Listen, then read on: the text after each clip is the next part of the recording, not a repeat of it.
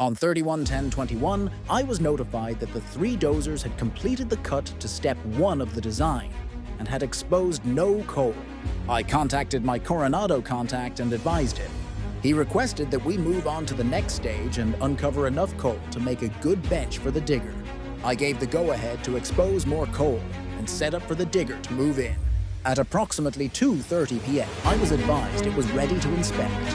I requested a light vehicle track be cut in with a dozer. Upon arriving, I noticed that the 3 dozers were parked up. I proceeded with caution down the track and parked just short of the coal exposed. They had tagged the coal, measuring approximately 30 meters wide. I proceeded towards the workers, inspecting the work area, including high walls and end walls. Everything looked neat and tidy. I arrived where the workers were standing, and we inspected the coal. Verified that it was the coal we were chasing. I told the workers that everything was looking great. Top job. There was a little more work we could do towards the car park, but what they have done to date is great. A colleague and I were having a discussion and were looking at each other when we heard a rock fall from the northern wall. This work area had been stable, with no noticed movement in the past week. We looked to the northern end wall and looked up, and immediately noticed significant vertical cracking. As we noticed that we had seen many rocks around the entire work area, high wall, low wall, heading swiftly towards us.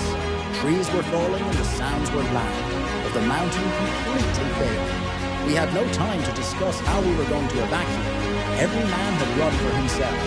As I reached my vehicle, was when I looked back towards the failure, found that my team had all made it to their dozers and were evacuating towards me with the wave of material, pushing 2 of them forward, hitting the ripper and box.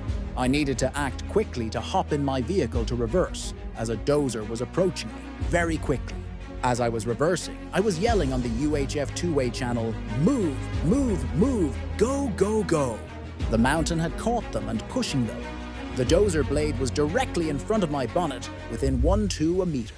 I could not see his cab anymore. He could no longer see me.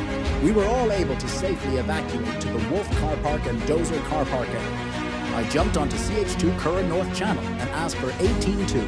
I was very panicked at this stage. The OCE responded, 18-2. This is the Wolf supervisor. We have a complete wall failure in view. Hit work area. We need you here directly. The OCE stated that he missed my last call and asked me to repeat my last 2-way radio transmission. This is the Wolf supervisor. We have a complete wall failure in our U pit work area. We need you here directly. He repeated okay and proceeded to call the Curran North GEO and requested he attend. To which the GEO responded, "See you there." Whilst waiting for the OCE and GEO to attend, I was checking in with the operators to verify they were all okay.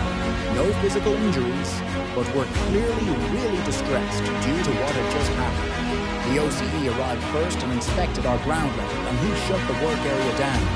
He was looking around when the GEO arrived and seen what had occurred and said to me, "I didn't even know you were here." He looked distressed. The OCE instructed the GEO and I to go up top and recover our lighting plan from the crest. I asked the OCE, "Can we close off the area with a dirt bomb?" To which he responded, "Get your gear and get out of here."